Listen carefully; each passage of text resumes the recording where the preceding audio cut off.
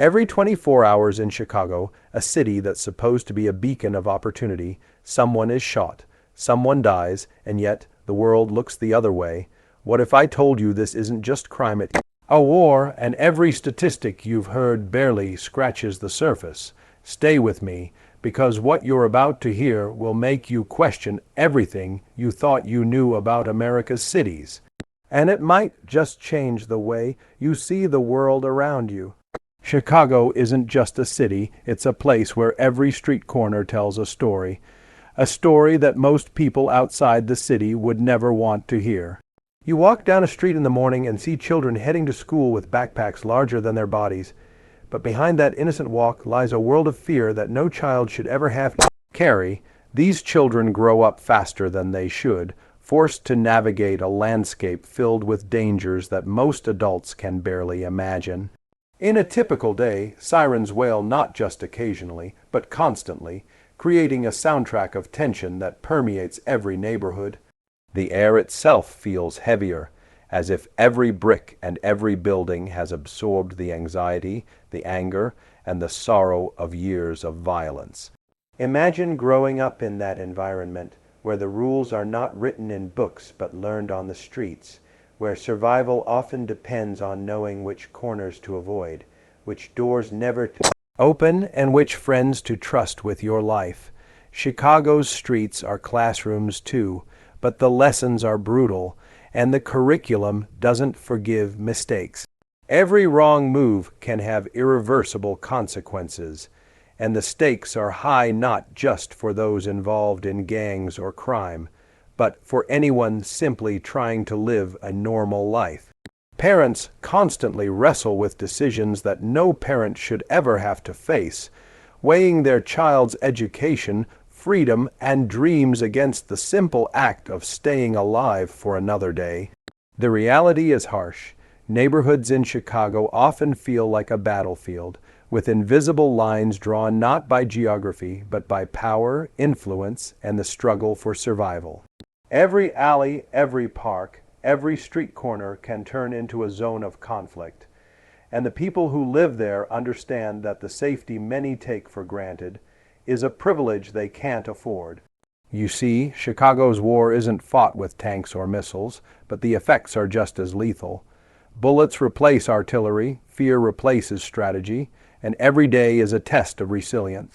Families live with the knowledge that tragedy could strike at any moment, and that fear is not paranoia, it's reality. Even when violence doesn't touch them directly, it shapes every decision, every interaction, every dream.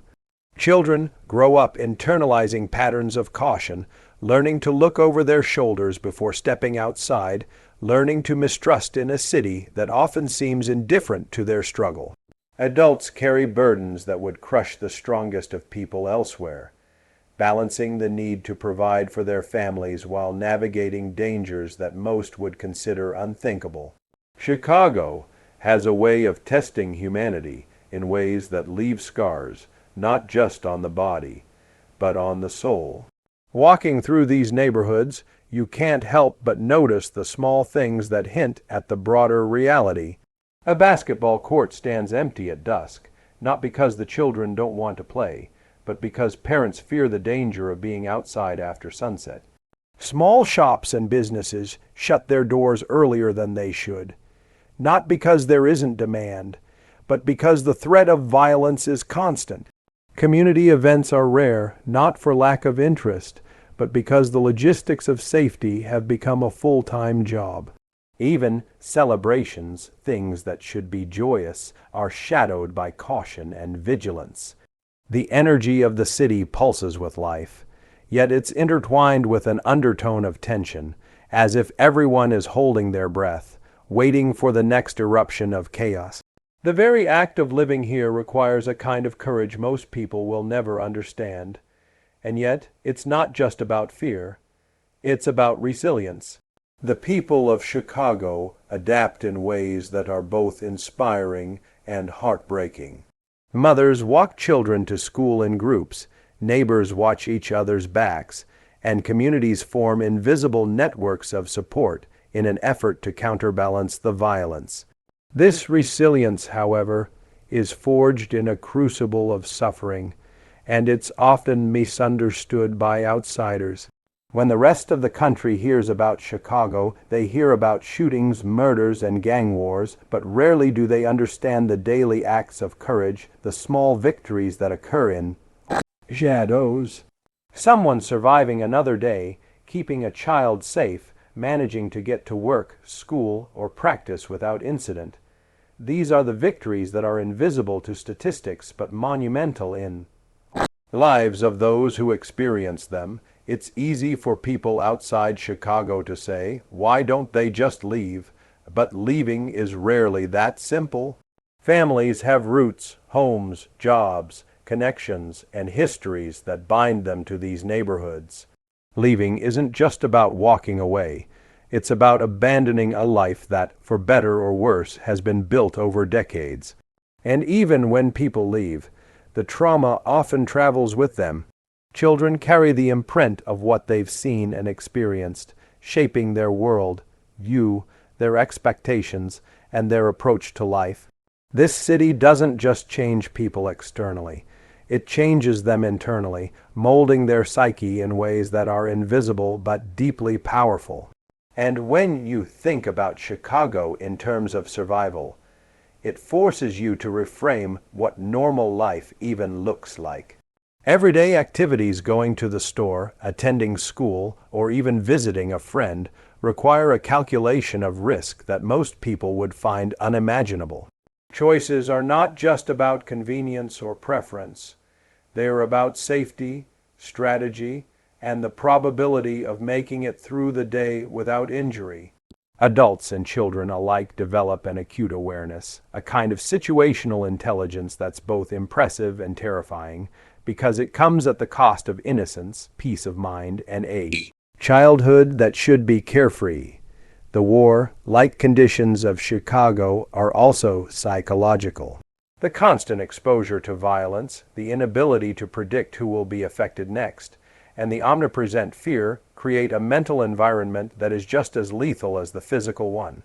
Anxiety, depression, and trauma are part of daily life, and mental health resources are often stretched too thin to address the depth of the need. Every person living in these neighborhoods is, in a sense, a survivor navigating a battlefield without a map, relying on intuition, street knowledge, and community support to make it through. And this is why Chicago is more than a city with crime. It's a war zone, not because soldiers march its streets, but because every day is a fight for survival. Every street, every home, every corner tells a story of struggle, endurance, and the harsh realities of living under constant threat. And it's not just the victims who are affected. It's everyone who lives there, everyone who dares to call this city home despite the dangers. It's about the quiet, relentless fight that happens every day, in every neighborhood, behind closed doors and beyond the headlines, in a city that refuses to be understood by those who only glance at it from the outside. When you hear someone say Chicago, most people think of skyscrapers, deep dish pizza, or the Cubs. But what if I told you that the reality hidden behind the headlines is far darker than most imagine? The statistics are staggering, but numbers alone don't capture the human cost, the stories behind each life lost, and the community left to grapple with trauma every single day. In 2024 alone, over 700 people were murdered in Chicago, and thousands more were shot. That's not a number. It's hundreds of families torn apart, communities scarred, and futures erased before they even had a chance to begin.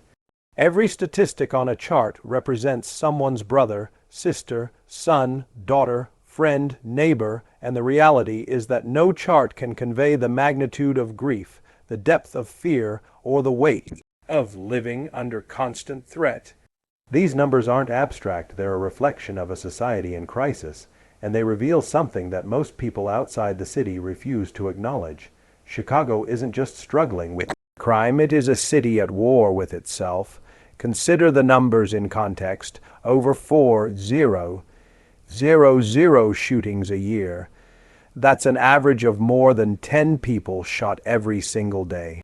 Imagine waking up knowing that somewhere in your city, someone your age, your neighbor, someone who could have been part of your life, is shot. Every day.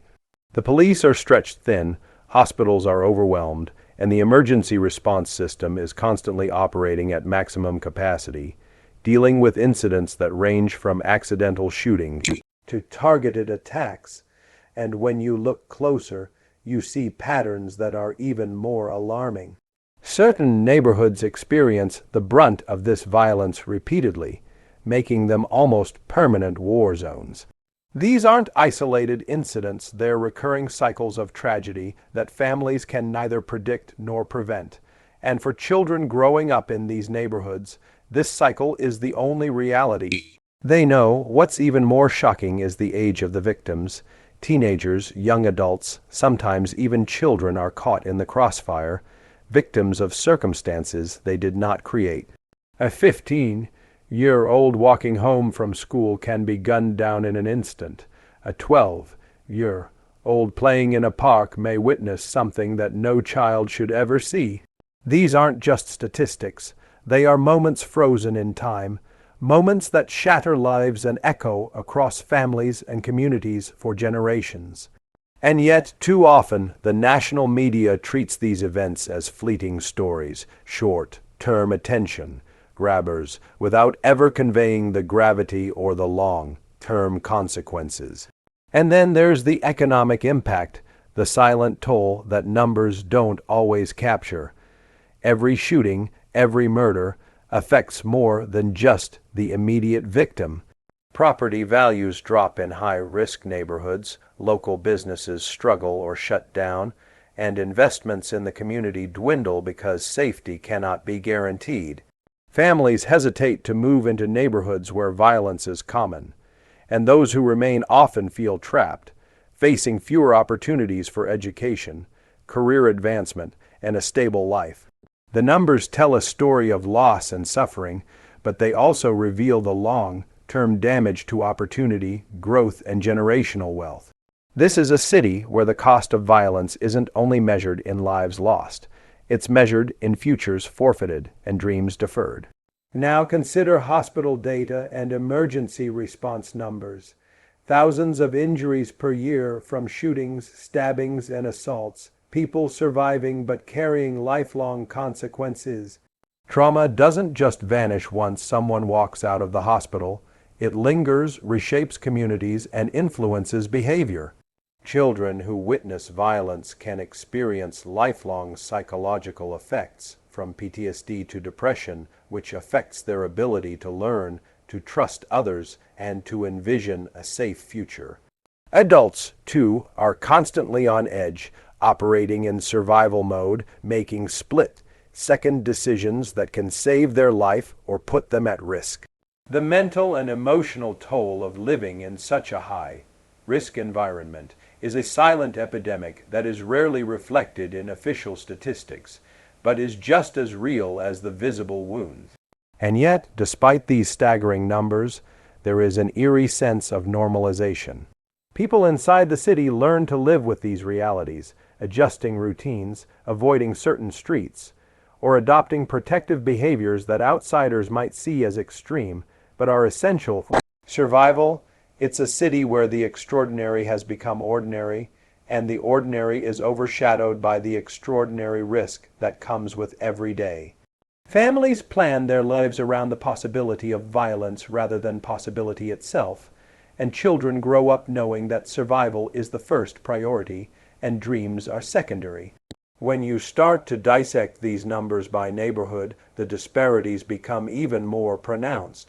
Violence is concentrated, often in areas that have been historically neglected, underfunded, and disenfranchised. The same blocks, the same intersections, the same alleyways repeatedly experience tragedy, reinforcing cycles of poverty, fear, and mistrust. Neighborhoods that are rich in culture, history, and community potential are instead defined by the frequency of violent incidents. Residents become hyper-aware, strategizing daily movements with the precision of a military operation, knowing that a single misstep could lead to devastating consequences. And these numbers also reveal another hidden story: the inefficiency and limitations of systems meant to protect citizens. Policing, social services, and community programs are often underfunded or mismanaged, and while many individuals work tirelessly to make a difference, systemic issues remain entrenched. Arrests and convictions are only a partial solution, because the underlying issues that drive violence, poverty, lack of opportunity, neglect, and social inequality persist. The numbers might decrease slightly in some years, but the root causes ensure that the cycle continues, leaving residents to navigate a landscape where safety is never guaranteed. It's easy to look at the raw data and see only numbers, but if you dig deeper, every figure represents a human story, a life interrupted, a family forever changed. For every statistic, there's a mother crying herself to sleep, a father grappling with guilt or anger, siblings losing someone they depended on, friends losing someone irreplaceable. And when you multiply that by hundreds, by thousands, by decades of recurring violence, the scale of the human cost becomes incomprehensible. Chicago's war isn't fought with generals or armies. It's fought in backyards, on street corners, in schools, and in hospitals. And the numbers, as shocking as they are, still barely scratch the surface of the suffering that exists within this city. Every single day violence in Chicago doesn't happen by accident. It's not random. It's not a series of unfortunate coincidences that pile up over time. It's the product of decades of systemic failure, neglect, and choices that have shaped the city into the battleground it has become. If you want to understand Chicago, you have to dig deeper than the headlines and the numbers. You have to look at the layers beneath the surface, the underlying conditions that create an environment where violence thrives. Poverty is the first layer. When communities lack basic economic opportunities, when families are struggling just to put food on the table, desperation becomes a powerful motivator. Young people grow up in neighborhoods where legitimate opportunities are scarce, and the allure of gangs, street money, or illicit activity becomes a tempting alternative because survival demands it and hope seems distant. It's not just about bad choices, it's about the environment shaping those choices, forcing people to navigate a landscape where morality and survival often collide, and where the consequences of doing nothing can be as dire as doing something wrong.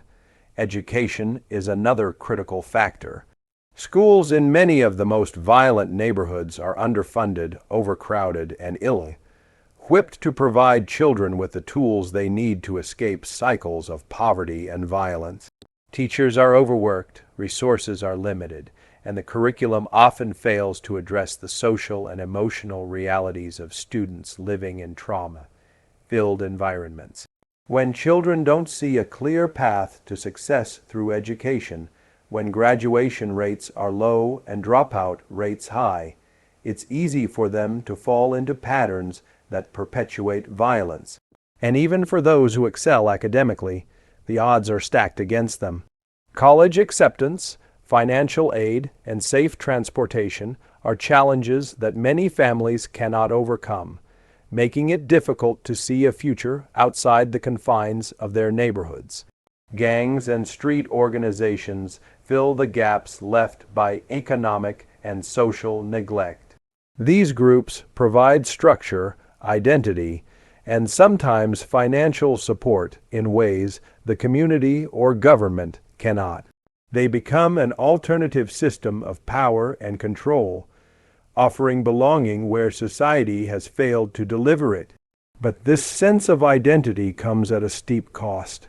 Loyalty is enforced through violence, disputes are settled with bullets instead of dialogue, and retaliation becomes a cycle that spirals outward, impacting everyone in the surrounding area. Children grow up learning that respect is measured not by achievement, but by survival and reputation. and neighborhoods become territories rather than communities.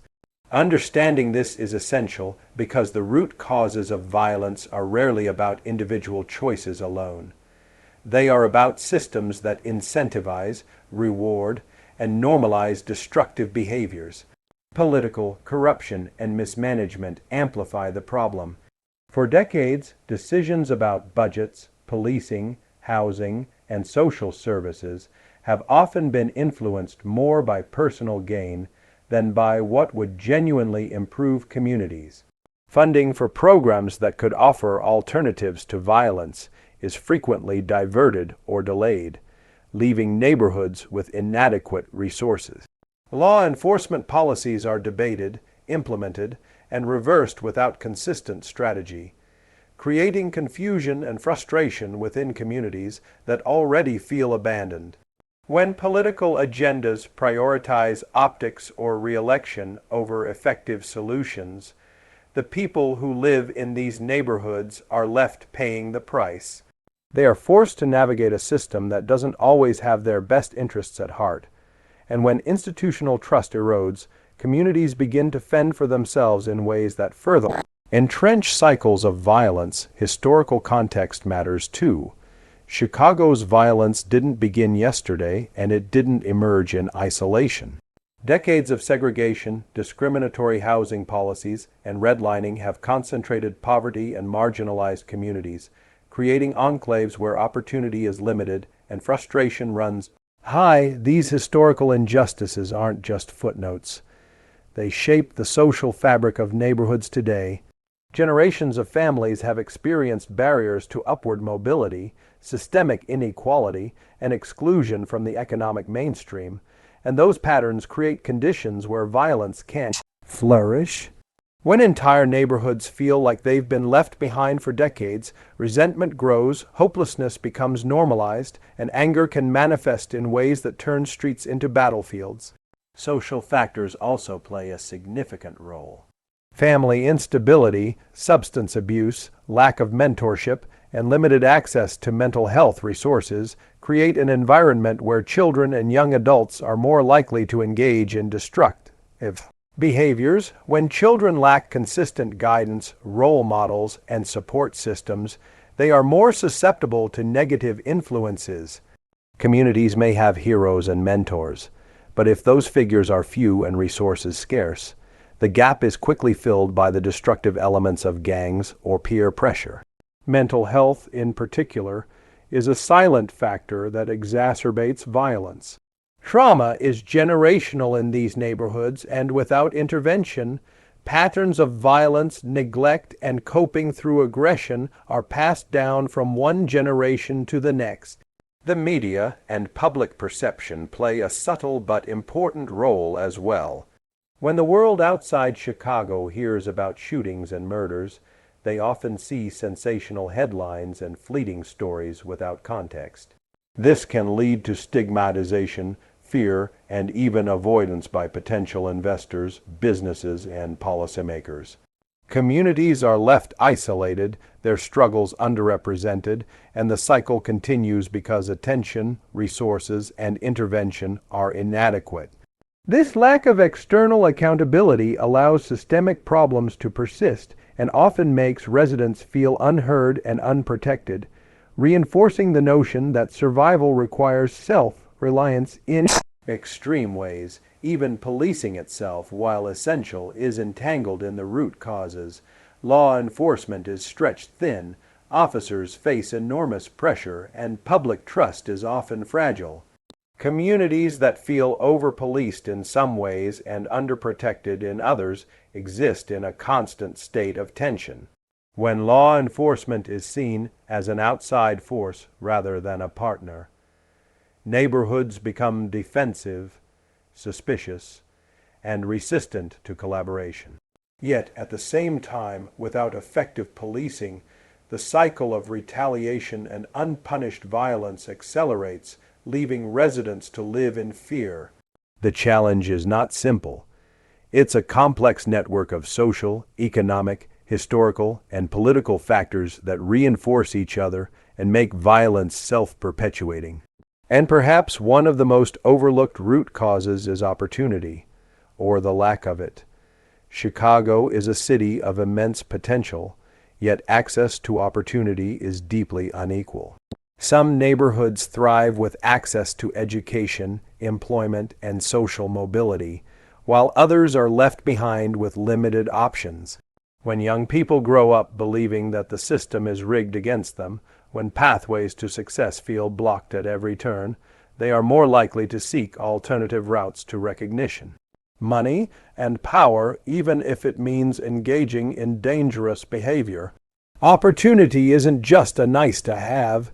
It's a critical factor in breaking cycles of violence, and without it, the environment remains primed for chaos. Understanding the root causes of Chicago's violence is not about excuses. It's about context. It's about recognizing that individual choices are influenced by the systems and environments in which people live.